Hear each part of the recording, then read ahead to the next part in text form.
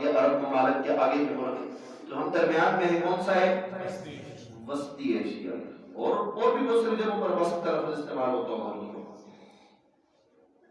وسط کہتے ہیں درمیان کو. اللہ فرماتے ہیں ہم نے تمہیں درمیانی امت بنایا ہے. میں آپ سے پوچھتا ہوں ہم درمیان میں ہیں کہ آخر میں آئے؟ آیا ہم آخر میں ہیں اور اللہ فرما رہے تم کون سے ہو؟ اب سوال ہے آئے آخر میں ہیں جائیں گے جنت میں سب سے؟ بھائی جنت میں جانے میں اول نمبر, دنیا میں آنے میں آخری نمبر, اور نہ وہ لیا نہ یہ لیا. اللہ نے فرمایا تم درمیان میں ہو. تو اس درمیان کا مطلب کیا ہے میں آپ کو نہیں سمجھ سکتے. آج کا کوئی مذہبی اسلامی سیکولر سوشل میڈیا کا وہ بھی اس کا مطلب نہیں سمجھ سکتا. صحابہ صحیح سمجھیں گے. کون سمجھیں گے؟ میں نے صحابہ کا کہا نا, صحابہ کی طرف پر دین پہ عمل کرنا ہے تو صحابہ صحیح سمجھیں گے. سیدنا حضرت عبداللہ ابن عباس رضی اللہ عنہما فرماتے ہیں امتا وسطا فما امتا عدل کہ امت محمدیہ اللہ نے تمہیں عدل والی امت, درمیانی امت, اعتدال والی امت. کون سی امت؟ اعتدال والی امت بنایا ہے. کس اعتبار سے؟ دوسرے مذہبوں کے مقابلے میں یہودیوں کے مذہب میں سختی, عیسائیت میں انتہائی نرمی. اے امت محمدیہ شریعت محمدی میں اعتدال رکھ دیا. اللہ نے کیا رکھ دیا؟ اعتدال. آپ حیران ہوں گے آگے چل کر اللہ نے اس امت میں ہمیں جہاں حنفی بنایا ہے نا, اللہ کی قسم کھا کے کہتا ہوں اتنا شرح صدر ہے, اتنا دل مطمئن ہے کہ سارے اماموں کے مسلکوں سے ہٹ کر ہمارا مسلک اعتدال میں.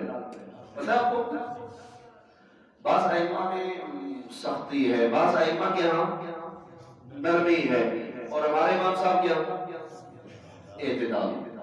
بھائی چھوٹی سی مثال ہے, بعض اماموں کے ہاں امام مالک وغیرہ کے ہاں ہاتھ چھوڑ کے نماز پڑھنا ہے, امام شافعی امام احمد کے ہاں ہاتھ سینے پہ باندھ کے نماز پڑھنا ہے.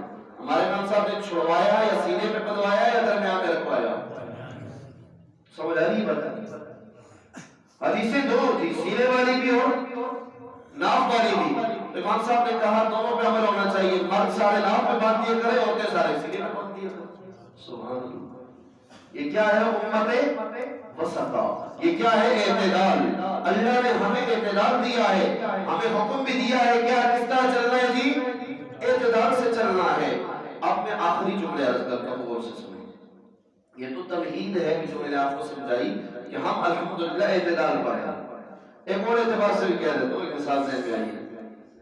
بعض لوگ اہل بیت کی محبت میں صحابہ کو برا بھلا کہتے ہیں نہیں کہتے بھائی روافض, اور بعض لوگ صحابہ کی محبت میں اہل بیت کو برا بھلا کہتے ہیں, تنقید کرتے ہیں, ناسبی کرتے کہ نہیں کرتے.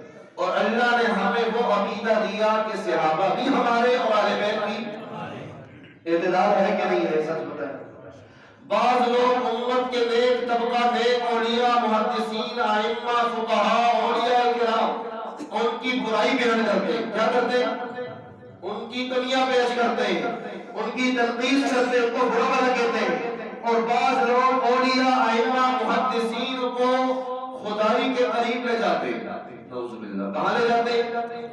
ان کو مختار کل بھی بنا دیا, ان کو پتہ کیا سے کیا بنا دیا. کر دیتے کہ نہیں کر دیتے؟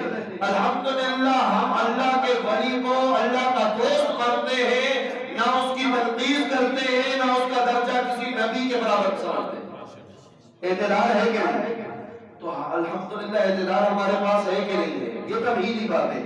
اب سنیے, جو اس زمانے میں گمراہ فرقہ ہے انجینئرن کے اعتبار سے, مرزا محمد علی کے نام سے, نام اس وقت ابھی تک رکھا نہیں اور انقریب رکھ لے گا, لیکن یاد رکھیے نوجوان طبقہ بڑا متاثر ہو رہا ہے کہ وہ دنیاوی تعلیم یافتہ ہے اور انجینئرنگ اس نے کی ہوئی ہے, نوکری چھوڑ کے آ گیا, کتابیں پڑھ لی, لوگ سمجھتے بڑا علم ہے.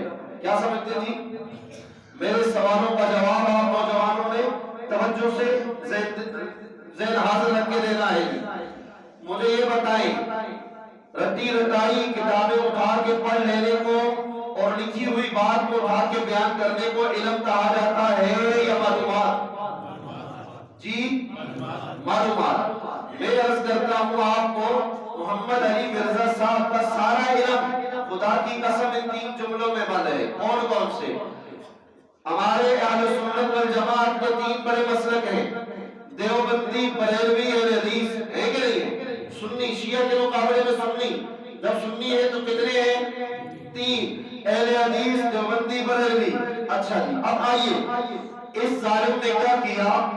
علم شرم اس کے پاس، بڑے بڑے علماء نے کہا کہ صرف ایک صفحہ بخاری شریف کا، حدیث کا عبارت جو عربی لکھی ہوتی ہے نا، قرآن پڑھنا آسان ہے، اس میں زبر زیر پیش لگی ہوتی ہے، ہماری فقہ اور حدیث کی کتابوں میں جو ہم پڑھتے ہیں اس پر زبر زیر پیش تو ہوتی نہیں، لیکن ہم نے پڑھنا درست ہوتا ہے، صرف علم کی بنیاد پہ پڑھتے ہیں۔ تو بڑے بڑے علماء نے کہا کہ ایک صفحہ عبارت بغیر غلطی سنا دے، ہم مناظرہ کریں گے اور ہم لکھ کے دے دیں گے یہ چیز کیا ہے۔ آج تک ایک صفحہ پڑھنے کے لیے تیار، تو علم ہوا۔ اب سنیں ہے کیا؟ دیوبندیوں نے، دیوبندی علماء نے بریلوی علماء کے خلاف جو کچھ لکھا پچھلی صدی میں، کتابیں لکھی گئی نا، جو کچھ لکھا، اس ظالم نے وہ سب کچھ یاد کیا۔ لکھا ہوا کس کا؟ دیوبندیوں کا۔ کس کے خلاف؟ بریلویوں کے خلاف۔ اس بدبخت نے اسے رٹا لگا کے یاد کیا اور سوشل میڈیا پہ آ کے بریلویوں کے تباہ شروع کر دیا۔ بریلوی علماء نے دیوبندی علماء کے خلاف بھی پچھلی صدی میں کچھ لکھا، جو کمیاں تھی وہ لکھی۔ اچھا، اس نے وہ کتاب دیکھی، جو کچھ وہاں لکھا تھا رٹا رٹایا اور یاد کر کے سوشل میڈیا پہ چھوڑ دیا۔ اچھا، ان دیوبندی